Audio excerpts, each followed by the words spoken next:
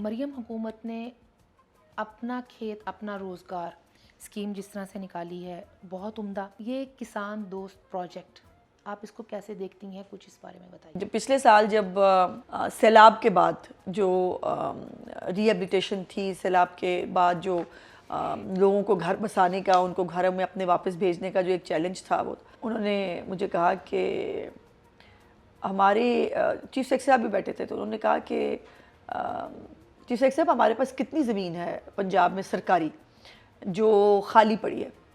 تو انہوں نے کہا جی بہت ساری مطلب ہوگی ایکڑز میں.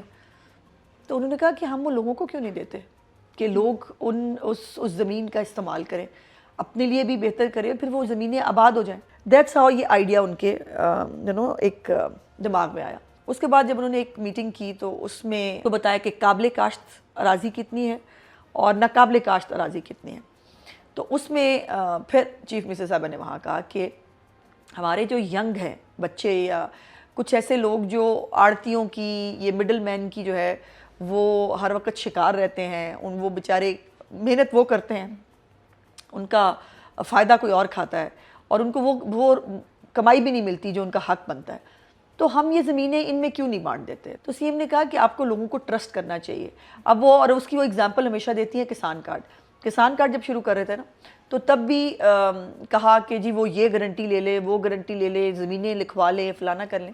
تو سی ایم نے کہا زمین لے کے کہاں بھاگ جائیں گے، یہی رہیں گے نا زمین کے اوپر. تو وہ اور اس وقت مجھے بتاتے ہوئے بہت خوشی ہے کہ 99% ریکوری ریٹ ہے کسان کارڈ کا. تو یہ جو مطلب کسان بہت نیک نیتی کے ساتھ جو ان کو بلا سود قرضہ ملتا ہے، وہ اپنی ہر کراپ سے پہلے اس کو واپس کرتے ہیں، اس کو استعمال کرتے ہیں، کسی آڑتی سے جو ہے وہ خوار نہیں ہوتے. تو پھر اس کے بعد یہ ہوم ورک شروع ہوا اور پھر یہ پروجیکٹ جو ہے وہ سامنے آیا ہے کہ جو ایسے لوگ جو کاشتکاری کرنا چاہتے ہیں وہ سرکاری زمینوں کو آباد کریں، لیکن ان کو جو ہے وہ 20 سال کی لیز جو ہے ان کو 10 سال کی لیز ایک، اور اس کے بعد ایکسٹینڈ ہو سکتی ہے فار نیکسٹ 10 ایئرس. اس کو وہ آباد کریں. اور اس کے ساتھ ساتھ پھر یہ بھی ایک سوال آیا کہ جی وہ آباد کرنے کے لیے پیسے کہاں سے لائیں گے؟